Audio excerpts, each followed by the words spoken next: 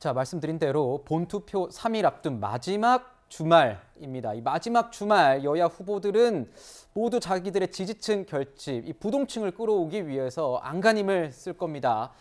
지금 이재명 후보 그리고 윤석열 후보 모두 이 수도권에서 이 주말 막판 유세를 하고 있다고 하는데요. 구자영 차장께 여쭤보겠습니다. 네.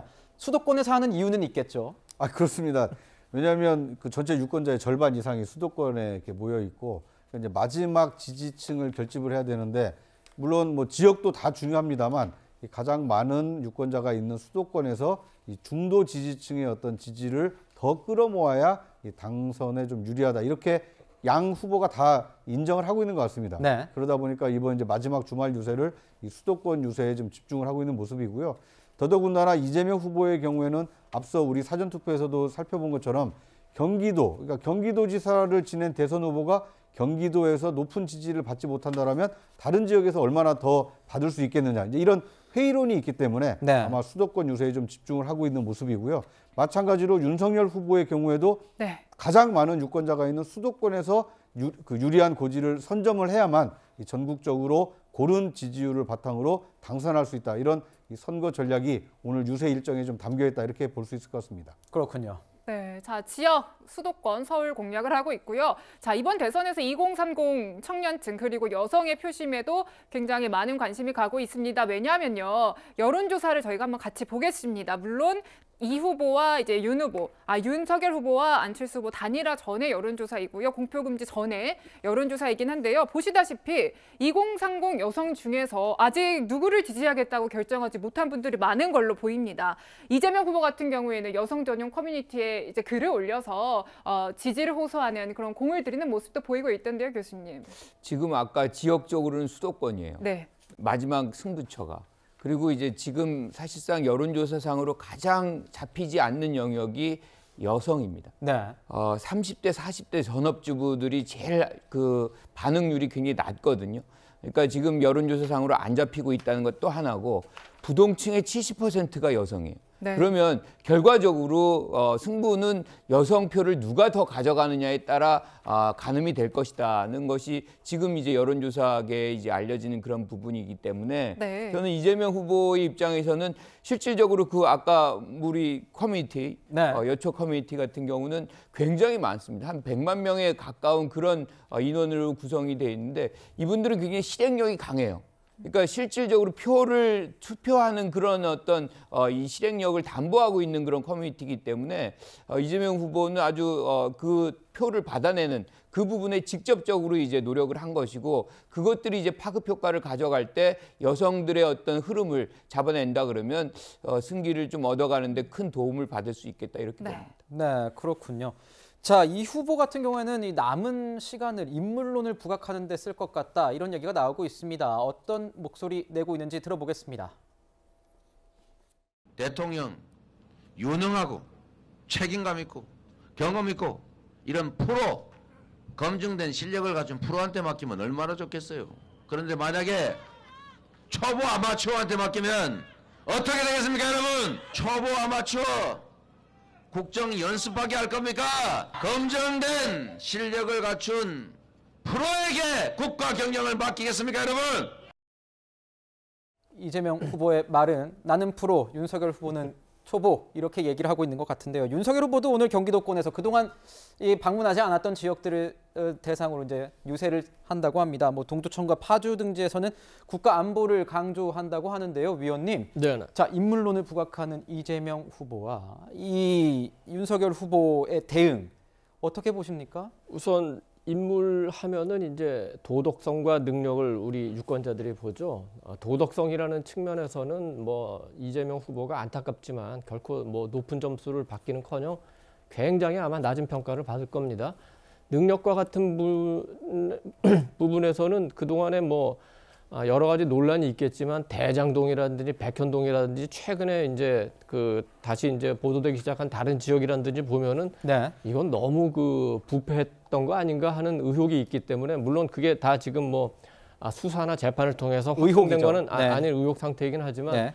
그런 의혹을 받고 있는 거죠. 이재명 후보는 계속해서 그 윤석열 후보가 초보 아마추어라고 얘기하는데 정치 경력은 굉장히 짧죠, 윤석열 후보가. 그런데 예상치 않게 대단한 정치력을 보여주고 있어요. 사실은 당내 1차 경선, 2차 경선에서 함께 경쟁했던 후보를 다 끌어안았죠. 홍준표, 유승민, 원희룡까지.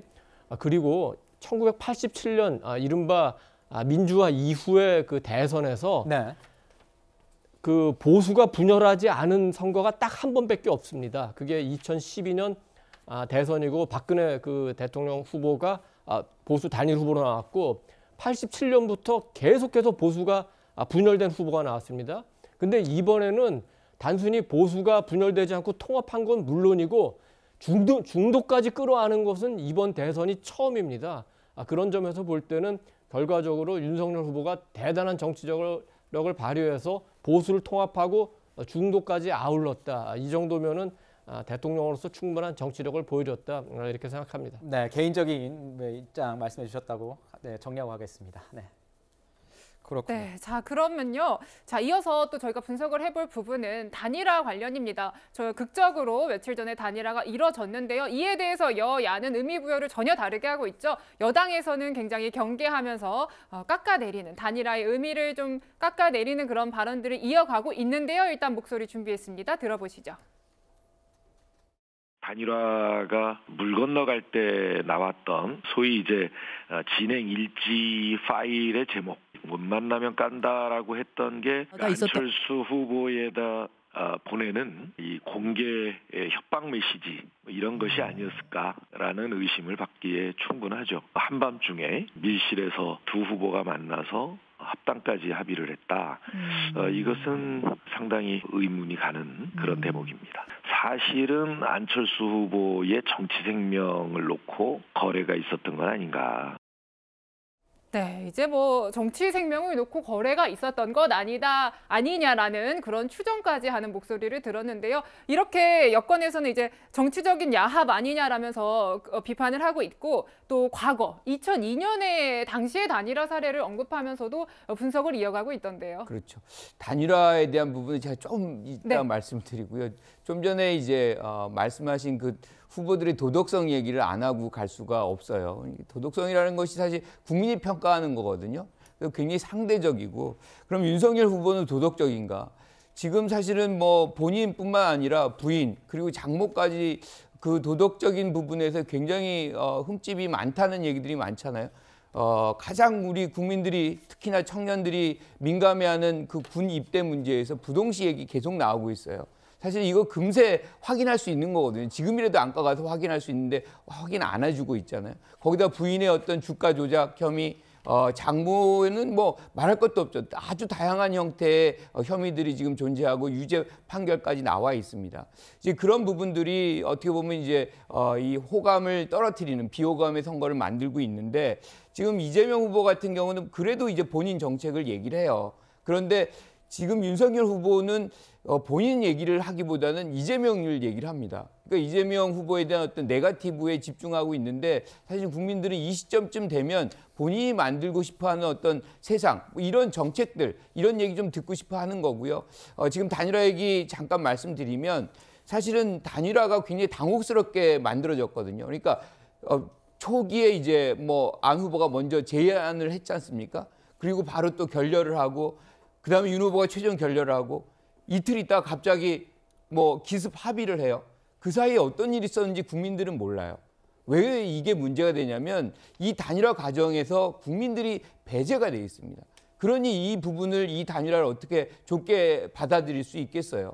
저는 원칙 없는 어떤 합의에 대해서는 국민들은 절대 보상하지 않습니다. 여기에 대해서 굉장히 심판적인 행위가 벌어질 가능성이 높다. 저는 이렇게 생각합니다. 네, 김관욱 교수님의 어떤 견해를 저희가 들어봤습니다. 자, 이런 상황에서 민주당은 계속 이 선거 판세를 두고 이 단일화 역풍 얘기를 좀 하고 있지 않습니까? 강훈식 우리 전략기획본부장 이렇게 얘기하고 있습니다. 3%포인트 차이로 이길 것 같은데 안철수 역풍 때문에 그렇게 되지 않을까 이렇게 얘기를 하고 있습니다. 자, 안철수 국민의당 대표 어제 단일화 선언 이후에요. 이 처음으로 윤석열 후보와 유세를 했다고 합니다. 보시죠. 기호 2번 윤석열 후보 뽑아주신다면 반드시 정권 교체 그리고 더 좋은 대한민국 만드는 위해서 정말 혼신의 힘 바치겠습니다. 보답하겠습니다. 저와 함께 더 좋은 나라를 위해 진격할 우리 안철수 대표를 한번 연호해 주십시오, 여러분. 네, 구장 차장님 보면은 이 단일화 역풍에 대해서는 이렇게 네. 둘이 사람이 유세를 하면서 맞받아치는 모습인데 어떻게 보십니까? 그러니까 단일화 과정을 중요시하는 측에서는 이제 역선택이 있을 수 있다, 역결집이 있을 수 있다 이렇게 얘기를 하는 것이고요. 단일화 결과를 중시하는 분들은 정권 교체를 바라는 후보들이 힘을 합했으니까 정권 교체를 바라는 지지층이 이제 한 후보로 지지로 모아지지 않겠느냐. 이렇게 과정을 중시하느냐 결과를 중시하느냐에 따라서 해석이 다른 것 같습니다. 네. 그 최종 결과는 3월 9일 투표장에 가시는 국민들께서 네. 최종 결론을 내려주시겠죠. 네. 자, 마지막 순서에서는 대선전 마지막 일요일에 여야 후보들의 전략적 움직임 분석해봤고요. 세 분 말씀은 여기서 마무리하도록 하겠습니다. 감사합니다.